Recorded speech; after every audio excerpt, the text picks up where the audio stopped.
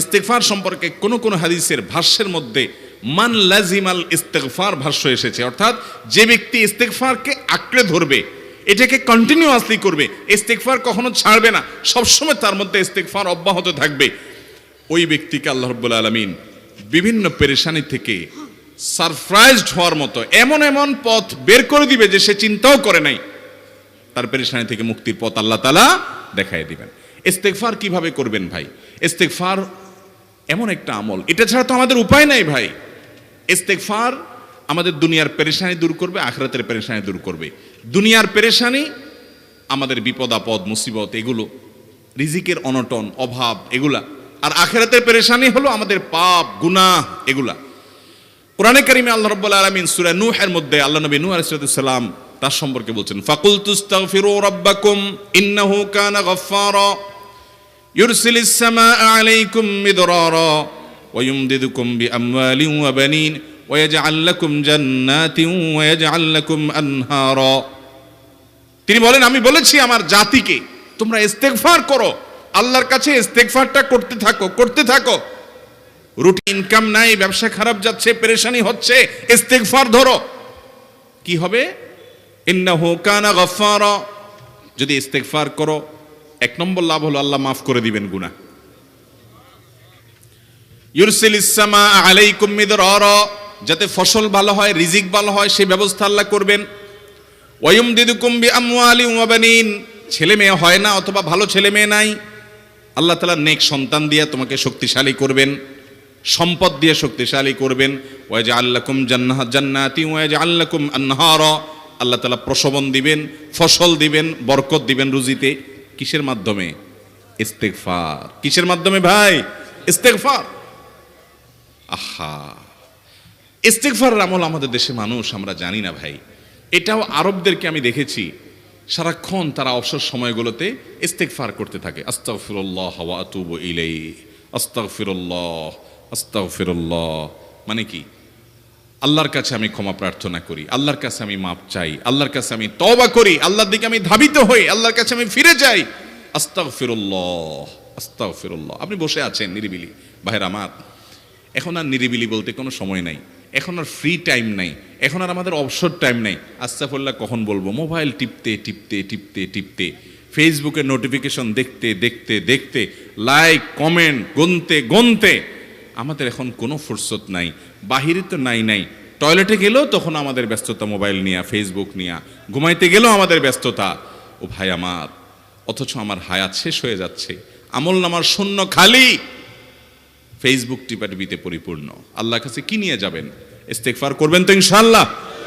অবসর সময় ইস্তেগফার করবেন তো ইনশাআল্লাহ? নিরিবিলি আছেন, একাকী আছেন, ইস্তেগফার চালায় দেন। 10 সেকেন্ড টাইম পাইছেন, ইস্তেগফার শুরু করে দেন। ডাক্তারের কাছে গেছেন, ওয়েটিং এ আছেন, বসে আছেন, ইস্তেগফার করতে থাকেন। সিরিয়াল আছেন কোনো কাজের, ইস্তেগফার করতে থাকেন। ডিউটিতে যাচ্ছেন, গাড়িতে, বাইসাইকেলে, বাইকে, যে কোনো ভাবে পায়ে হেঁটে ইস্তেগফার করতে থাকেন। যে কোনো অবসরের সময়গুলোকে ইস্তেগফার দিয়ে পরিপূর্ণ করে দেন। ভাইরা আমার, ইস্তেগফার সকল সমস্যার সমাধান। ইস্তেগফারের ভিতরে সবচেয়ে শ্রেষ্ঠ ইস্তেগফার হলো সাইয়্যিদুল ইস্তেগফার। সাইয়্যিদুল ইস্তেগফারটা যদি মুখস্থ না পারেন, অন্তত লিখিত ভার্সনটা পড়েন। সাইয়্যিদুল ইস্তেগফারের যে অর্থ, এটার যে মর্ম, বড় হৃদয়গ্রাহী ভাই, বড় মর্মস্পর্শী। ইমানদার এটার অর্থের দিকে তাকায় যদি পড়ে, তো তার অন্তর না গলে পারে না।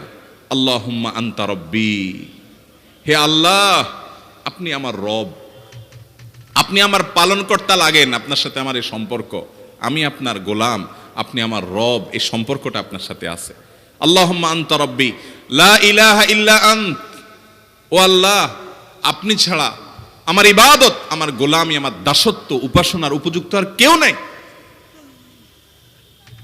আল্লাহুম্মা আনতা রব্বি লা ইলাহা ইল্লা আন্ত খালাকতানি, আপনি আমাকে সৃষ্টি করেছেন, ওয়া আনা আবদুক, আল্লাহ আমি আপনার গোলাম। দেখেন কিভাবে আল্লাহর সাথে সম্পর্কটার কথা বলা হচ্ছে মুহাব্বতের সাথে। খালাকতানি ওয়া আনা আবদুক, আল্লাহ আপনি আমাকে সৃষ্টি করেছেন আর আমি আপনার গোলাম।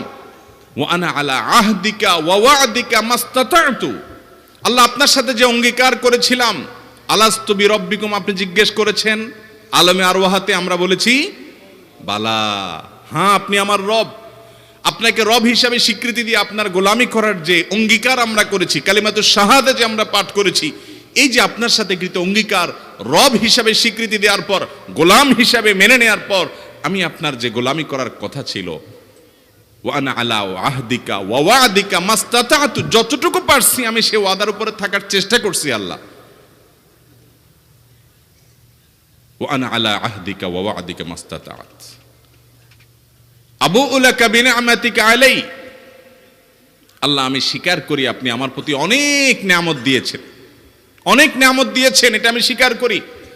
ওয়া আবুউ লাকা বিযামবি, আর আমি এও স্বীকার করি যে আল্লাহ অনেক অপরাধ, অনেক পাপ আমার দ্বারা হয়ে গেছে। ফাগফিরলি, অতএব আপনি আমাকে মাফ করে দেন। ফাইন্নাহু লা ইয়াগফিরুয যুনুবা ইল্লা আনতা, কারণ আপনি ছাড়া আর কেউ গুনাহ ক্ষমা করতে পারবে। ভাইরা আমার, অর্থের দিকে লক্ষ্য করে করে, মর্মটা বুঝে বুঝে একটু সাইয়্যিদুল ইস্তিগফার পড়েন। লেখা দেখে দেখে পড়েন, ইউটিউব থেকে দেখে দেখে পড়েন, কিন্তু পড়েন। আল্লাহুম্মা আনতা রাব্বি লা ইলাহা ইল্লা আনত খালাকতানি ওয়া আনা আবদুকা ওয়া আনা আলা আহদিকা ওয়া ওয়াদিকা মাস্তাতাতু আউযু বিকা মিন শাররি আবুউ লাকা বিনিআমাতিকা আলাইয়া ওয়া আবুউ লাকা বিযামবি ফাগফিরলি ফাইন্নাহু লা ইয়াগফিরুয যুনুবা ইল্লা আনতা। এটা হলো বড় ইস্তিগফার। এত বড় ইস্তিগফার পড়তে পারেন না, কোনো পেরেশানি নাই, কোনো অসুবিধা নাই।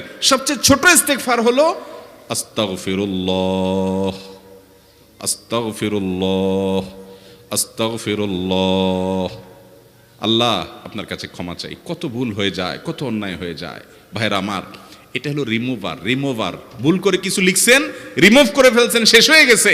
আপনি ঘন ঘন ইস্তিগফার পড়তে থাকেন, অগণিত ভুল হয়, অগণিত ত্রুটি হয়, বারবার ইস্তিগফার এগুলোকে সবগুলোকে শেষ করে দেয়। ভাইরা আমার, নিরাপত্তা এনে দেয়। আল্লাহ কোরআনে কারিমে বলেছেন যে আপনার রব আপনার কওমের প্রতি আযাব নাজিল করবেন না যদি আপনি থাকেন। আর যদি তারা ইস্তিগফারে রত রাখে, তাহলে গণ আযাব আল্লাহর পক্ষ থেকে আসবে। অতএব ভাইরা আমার, ইস্তিগফার বেশি বেশি করতে হবে। 6টা আমল, 6টা জিকির, দোয়া হলো শত শত হাজার দোয়া এবং জিকিরের সান্নিধ্যাসের। দ্বিতীয়টা হলো ইস্তিগফার। চেষ্টা করব না ইনশাআল্লাহ ইস্তিগফার করা, চলতে ফিরতে আস্তাগফিরুল্লাহ ওয়া আতুবু ইলাইহি, অথবা শুধু আস্তাগফিরুল্লাহ। আরেকটা ইস্তিগফার হাদিসে বর্ণিত, আস্তাগফিরুল্লাহাল্লাযী লা ইলাহা ইল্লা হুয়াল হাইয়ুল কাইয়্যুম ওয়া আতুবু ইলাইহি ওয়া লা হাওলা ওয়া লা কুওয়াতা ইল্লা বিল্লাহ। এটাও ইস্তিগফার। তাহলে একটা বড় ইস্তিগফার, একটা মিডিয়াম, একটা ছোট, যার যেটা সুবিধা হয় এটা পড়েন। বড়টা হলো সাইয়্যিদুল ইস্তিগফার, সবচেয়ে শ্রেষ্ঠ ইস্তিগফার যেটা হাদিসে বর্ণিত হয়েছে। সাইয়্যিদুল ইস্তিগফার নবীজি সকাল সন্ধ্যা পাঠ করতেন, বিভিন্ন সময় পাঠ করতেন, রাতে পাঠ করার কথা বলতেন। সাইয়্যিদুল ইস্তিগফার পাঠ করলে আল্লাহ রাব্বুল আলামিন ওই দিনে, ওই রাতে, ওই ব্যক্তি মারা গেলে তার সব গুনাহ খাতা মাফ করে তাকে জান্নাত দিবেন ইনশাআল্লাহ। অতএব ভাইরা আমার, সাইয়্যিদুল ইস্তিগফার সবচেয়ে বড়, আস্তাগফিরুল্লাহাল্লাযী লা ইলাহা ইল্লা হুয়াল হাইয়ুল কাইয়্যুম ওয়া আতুবু ইলাইহি ওয়া লা হাওলা ওয়া লা কুওয়াতা ইল্লা বিল্লাহ। এটা হলো মাঝারি ধরনের। আর সবচেয়ে ছোট ইস্তিগফার হলো আস্তাগফিরুল্লাহ ওয়া আতুবু ইলাইহি।